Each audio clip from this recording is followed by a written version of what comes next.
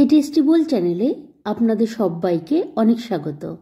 আজ আমি আপনাদের সাথে শেয়ার করব সিম দিয়ে পোস্তের খুবই টেস্টি একটি রেসিপি। তো চলুন বন্ধুরা, রেসিপিটি আমরা শুরু করি। প্রথমেই আমি এখানে কড়াইতে সর্ষের তেল নিয়ে নেব। তেল যখন বেশ ভালো মতন গরম হয়ে আসবে, এবার আমি সিমগুলি তেলের মধ্যে দিয়ে দেব। এবার আমি সিমগুলিকে ভালো মতন তেলের মধ্যে নাড়াচাড়া করে নিয়ে কিন্তু সিমগুলিকে ভেজে নেব। আপনারা কিন্তু একটু খেয়াল রাখবেন যাতে সিমগুলি খুবই কড়া করে না ভাজা হয়। সিমগুলি যখন ভাজতে ভাজতে এরকম নরম হয়ে আসবে, এবার আমি এখানে পেঁয়াজ কুচি এবং কয়েকটি কাঁচা লঙ্কা আমি এখানে দিয়ে দেব। এবার আমি পেঁয়াজগুলিকে ভালো মতো নাড়াচাড়া করে নিয়ে সিমের সাথে মিশিয়ে নেব। এখানে কিন্তু আপনারা একটু গ্যাসের ফ্লেমটি মিডিয়ামে রেখে ভালো মতো নাড়াচাড়া করে কিন্তু পেঁয়াজটি মিশিয়ে নেবেন, যাতে সিম এবং পেঁয়াজ দুটোই যেন বেশি ভাজা না হয়।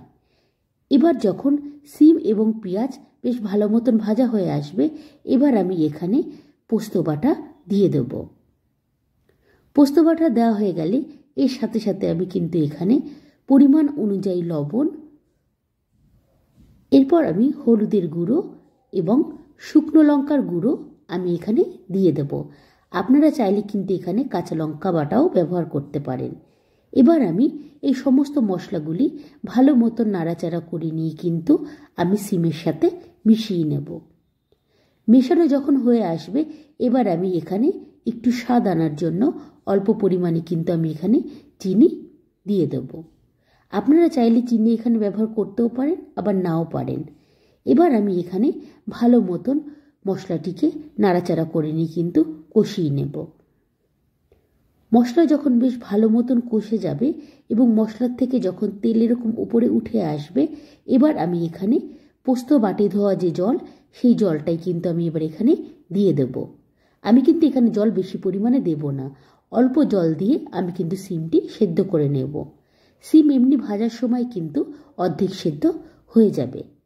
এবার আমি জলটা দিয়ে এই অবস্থায় সিমটি আমি কিছুক্ষণের জন্য সিদ্ধ হতে দেব। এবার তরকারিটি যখন ফুটতে থাকবে এবং সিম যখন সিদ্ধ হয়ে যাবে, তখনই কিন্তু আমার তৈরি হয়ে যাবে এই মজার এই রেসিপিটি। আপনারা একবার বাড়িতে এইভাবে ট্রাই করুন, দেখবেন যারা সিম খেতে পছন্দ করে না তারাও কিন্তু হাত চেটে পুটে খাবে। আপনারা এইভাবে বাড়িতে বানান এবং আমাকে অবশ্যই কমেন্টসে জানাবেন। বাই।